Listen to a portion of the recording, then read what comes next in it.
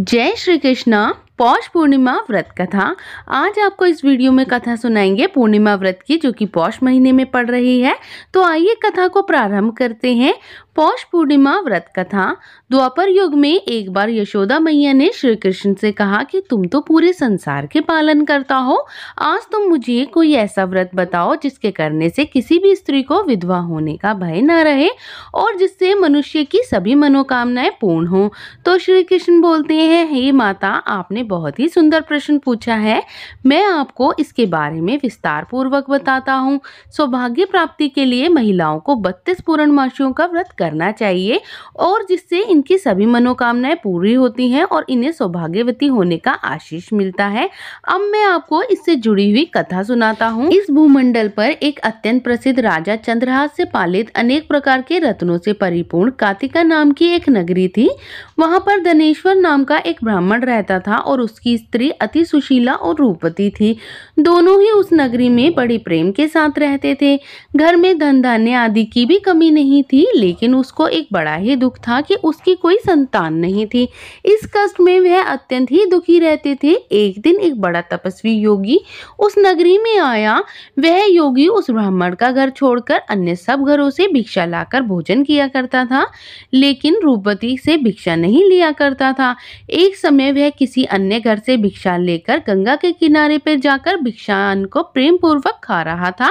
तभी धनेश्वर ने योगी को देखा और अपनी भिक्षा के अनादर से दुखी होकर बोला, हे योगी, हे महात्मा, आप सब घरों से भिक्षा लेते हैं परंतु मेरे घर की भिक्षा कभी भी नहीं लेते, इसका कारण क्या है? योगी ने कहा कि निसंतान के घर की भिक्षा पापियों के अन्न के तुल्य है और जो पापियों का अन्न खाता है वह भी पापी ही हो जाता है। क्योंकि तुम निसंतान हो, अतः पापी हो जाने के भय से मैं तुम्हारे घर की भिक्षा नहीं लेता हूँ। धनेश्वर यह बात सुनकर अपने मन में बहुत दुखी हुआ और हाथ जोड़कर योगी के पैरों में गिर पड़ा तथा अंतर्भाव से कहने लगा, हे महाराज, यदि ऐसा है तो आप मुझको पुत्र प्राप्ति का कोई उपाय बताइए। आप सर्वज्ञ हैं, मुझ पर अवश्य ही कृपा कीजिए। धन की मेरे घर में कोई कमी नहीं, परंतु पुत्र न होने के कारण मैं अत्यंत ही दुखी हूँ। आप मेरे इस दुख का हरण करें और आप समर्थवान हैं। यह सुनकर योगी कहने लगे, हे ब्राह्मण, तुम चंडी देवी की आराधना करो। और घर जाकर उसने अपनी स्त्री से सब वृत्तांत कहा और स्वयं तप के लिए निमित्त वन में चला गया। वन में जाकर उसने चंडी देवी की उपासना की और उपवास किया। चंडी देवी ने 16वें दिन उसको स्वप्न में दर्शन दिए और कहा, हे धनेश्वर, तुमको पुत्र होगा परंतु वह 16 वर्ष की आयु में ही मृत्यु को प्राप्त हो जाएगा। यदि तुम दोनों पति पत्नी 32 पूर्णमासियों का व्रत करोगे, विधि पूर्वक करोगे, तो वह दीर्घायु होगा। जितना तुम्हारा सामर्थ्य हो उतने आटे के दिए बनाकर शिव जी का पूजन करना और पूर्णमासी का व्रत रखना। प्रातःकाल होने पर इस स्थान के समीप ही तुम्हें एक आम का वृक्ष दिखाई देगा। उस पर चढ़कर एक फल तोड़कर शीघ्र ही अपने घर चले जाना और अपनी स्त्री से सब वृत्तांत कहना। जब वह श्री शंकर का ध्यान करके उस फल को खा लेगी, तब भगवान शंकर की कृपा से वह गर्भवती हो जाएगी। जब वह ब्राह्मण प्रातःकाल उठा तो उसने उस स्थान के पास ही एक आम का वृक्ष देखा जिस पर एक आम का फल लगा हुआ था। उस ब्राह्मण ने उस आम के वृक्ष पर चढ़कर उस फल को तोड़ने का प्रयत्न किया, परंतु कई बार प्रयत्न करने पर भी वह वृक्ष पर नहीं चढ़ पाया।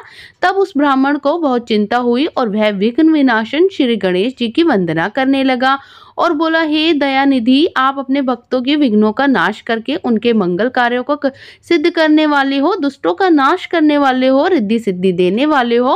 आप मुझ पर कृपा करके इतना बल दे कि मैं अपने मनोरथों को पूर्ण कर सकूं। इस प्रकार गणेश जी की प्रार्थना करने पर उनकी कृपा से धनेश्वर वृक्ष पर चढ़ गया और उसने एक अति सुंदर आम का फल देखा। उसने विचार किया कि यह वरदान से मिला फल है, यहाँ कोई और अन्य फल दिखाई नहीं देता। तब धनेश्वर ब्राह्मण ने जल्दी से उस फल को तोड़कर अपनी स्त्री को लाकर दिया और उसकी स्त्री ने भी अपने पति के कथन अनुसार उस फल को खा लिया। उसके पश्चात वह गर्भवती हो गई। देवी जी की असीम कृपा से उनके यहाँ एक अत्यंत ही सुंदर पुत्र हुआ जिसका नाम उन्होंने देवीदास रखा। माता पिता के हर्ष और शोक के साथ वह बालक शुक्ल पक्ष के चंद्रमा की भांति बढ़ने लगा। भवानी की कृपा से वह बालक बहुत ही सुंदर, सुशील, पढ़ने में भी बहुत निपुण हो गया। चंडी देवी की आज्ञा अनुसार माता पिता ने 32 पूर्णमासी का व्रत रखना प्रारंभ कर दिया, जिससे उनका पुत्र दीर्घायु हुआ। और 16 वर्ष लगते ही देवीदास के माता पिता को बड़ी चिंता हुई कि कहीं उनके पुत्र की इस वर्ष में मृत्यु न हो जाए। इसीलिए उन्होंने अपने मन में विचार किया कि यदि यह दुर्घटना उनके सामने हो गई तो वह सहन नहीं कर पाएंगे। उन्होंने देवीदास के मामा को बुलाया और कहा कि हमारी इच्छा है कि देवीदास 1 वर्ष तक काशी में जाकर विद्या का अध्ययन करे और उसको अकेला भी नहीं छोड़ना चाहते, इसीलिए तुम साथ में चले जाओ और 1 वर्ष के पश्चात इसको लौटा लाना। सब प्रबंध करके उसके माता पिता ने काशी जाने के लिए देवीदास को एक घोड़े पर बिठाकर और उसके मामा को उसके साथ विदा कर दिया। धनेश्वर ने अपनी पत्नी के साथ अपने पुत्र की मंगल कामना तथा दीर्घायु के लिए भगवती दुर्गा की आराधना और पूर्णमासियों का व्रत करना प्रारंभ कर दिया। इस प्रकार 32 पूर्णमासियों का व्रत पूरा किया और कुछ समय के पश्चात एक दिन दोनों मामा भांजे एक मार्ग में रात्रि बिताने के लिए किसी ग्राम में ठहरे हुए थे। उस दिन उस ग्राम के ब्राह्मण के अत्यंत सुंदर, सुशीला, विदुषी और गुणवती कन्या का विवाह होने वाला था। जिस धर्मशाला के अंदर वर और उसकी बारात ठहरी हुई थी, उसी धर्मशाला में देवीदास और उसके मामा भी ठहरे हुए थे। संयोगवश कन्या को तेल आदि चढ़ाकर मंडप आदि का कृत्य किया जा रहा था, लेकिन लगन के समय वर को धनुर्वात यानी कि एक ऐसा वायु रोग जिसमें शरीर धनुष की तरह झुककर टेढ़ा हो जाता है, हो गया। इस कारण वर के पिता ने अपने कुटुंबियों के साथ परामर्श करके यह निश्चय किया कि यह देवीदास मेरे पुत्र जैसा ही सुंदर है, मैं इसी के साथ इसका लगन करा देता हूँ और बाद में विवाह के अन्य कार्य मेरे लड़के के साथ हो जाएंगे। ऐसा सोचकर उन्होंने देवीदास के मामा के पास जाकर बोला कि तुम थोड़ी देर के लिए अपने भांजे को हमें दे दो, जिससे विवाह के लगन के सारे कृत्य सुचारू रूप से हो सके। तब उसका मामा कहने लगा कि जो कुछ भी कन्यादान के समय वर को मिले वह सब आप हमें दे दिया जाए तो मेरा भांजा आपकी बारात में दूल्हा बन जाएगा। यह बात वर के पिता ने स्वीकार ली और उसने अपने भांजे को वर बनने के लिए भेज दिया। उसके साथ विवाह के सभी कार्य रात्रि में विधि पूर्वक पूरे हो गए।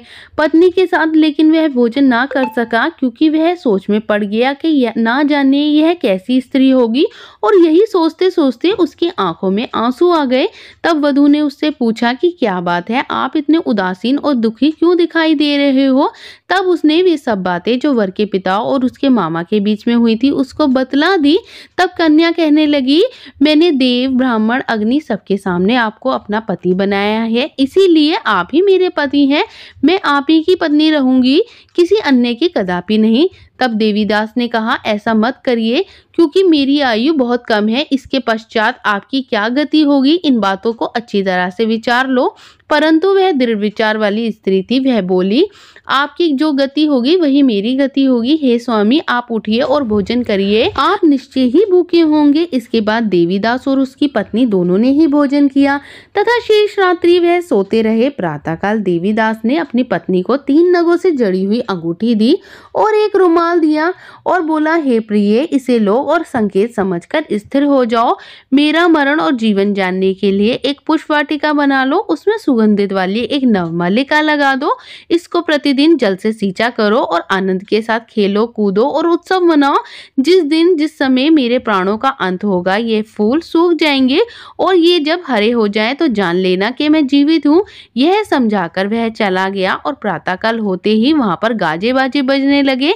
जिस समय विवाह के कार्य समाप्त करने के लिए वर तथा बाराती मंडप में आए तो कन्या ने वर को भली प्रकार से देखकर अपने पिता से कहा कि यह मेरा पति नहीं है, मेरा पति वही है जिसके साथ सत्र में मेरा पाणी ग्रहण हुआ था, इसके साथ मेरा विवाह नहीं हुआ। यदि यह वही है तो बताए मैंने इसको क्या दिया।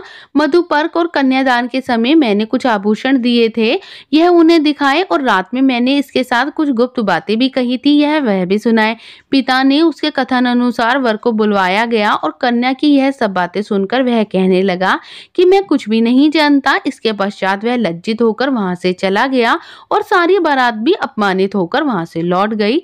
भगवान श्री कृष्ण बोले, इस प्रकार देवीदास काशी विद्या अध्ययन के लिए चले गए और जब वहां कुछ समय बीत गया तो काल प्रेरित होकर एक सर्प रात्रि में उसको ढसने के लिए वहां पर आया, पर उस विषधर के प्रभाव से उसके शयन का चारों ओर विष से विषैला हो गया, परंतु व्रत के प्रभाव से उसको काट नहीं पाया, क्योंकि पहले ही उसकी माता ने 32 पूर्णिमा का व्रत कर रखा था। इसके पश्चात मध्य रात्रि में स्वयं काल वहां पर आ गए, उसके शरीर से प्राणों को निकालने का प्रयत्न करने लगे, जिससे वह मूर्छित होकर पृथ्वी पर गिर पड़ा। भगवान की कृपा से उसी समय पार्वती जी और भगवान शंकर जी भी वहां पर आ गए। उसको मूर्छित दशा में देखकर पार्वती जी ने भगवान शंकर से प्रार्थना की कि हे प्रभु, इस बालक की माता ने पहले ही 32 पूर्णिमा का व्रत किया था और इसके प्रभाव से हे भगवान इसके प्राणों को दान दे दे। भवानी के कहने पर भगवान शिव ने उसको प्राणदान दे दिया। इस प्रकार व्रत के प्रभाव से काल को भी पीछे हटना पड़ा और देवीदास स्वस्थ होकर बैठ गया। उधर उसकी स्त्री काल की प्रतीक्षा किया करती थी। जब उसने देखा कि पुष्प वाटिका में पत्र पुष्प कुछ भी नहीं रहे और उसको अत्यंत आश्चर्य हुआ कि जब वह वैसी की वैसी हरी भरी हो गई तो वह जान गई कि वह जीवित हो गए। यह देखकर वह बहुत प्रसन्न हुई और मन में अपने पिता से कहने लगी कि पिताजी, मेरे पति जीवित हैं, आप उनको ढूंढना शुरू करें। जब 16 वर्ष व्यतीत हुए तब देवीदास भी अपने मामा के साथ काशी से चल दिया। इधर उसके ससुर भी उसे ढूंढने के लिए अपने घर से जाने ही वाले थे कि वह दोनों मामा भांजे वहां पर आ गए। देवीदास को आता देखकर उसका ससुर बड़ी ही प्रसन्नता के साथ उसे अपने घर ले आया। उस समय नगर के निवासी भी इकट्ठे हो गए और उन सब ने निश्चय किया कि अवश्य ही इसी बालक के साथ ही इस कन्या का विवाह हुआ था। जब बालक को जब कन्या ने देखा तो पहचान लिया और कहा कि यह तो वही है जो संकेत करके गया था। तदुपरांत सभी कहने लगे, भला हुआ यह आ गया। सब नगरवासियों ने आनंद मनाया और श्री कृष्ण जी कहने लगे, इस प्रकार धनेश्वर 32 पूर्णिमाओं का व्रत करने के प्रभाव से पुत्रवान हो गया। जो स्त्रियां इस व्रत को करती हैं वे जन्म जन्मांतर तक विधवा का दुख नहीं भोगती और सदैव ही सौभाग्यवती रहती हैं। मेरा ऐसा वचन है, इसमें कोई संदेह नहीं कि यह व्रत पुत्र पौत्रों को देने वाला तथा संपूर्ण मनोकामनाओं को पूर्ण करने वाला है। 32 पूर्णिमाओं का व्रत करने से व्रती की सब इच्छाएं भगवान शिव जी की कृपा से पूरी होती हैं। तो इस तरह कथा पूर्ण हुई और उसके पश्चात भगवान को भोग लगाइए और आरती कीजिए।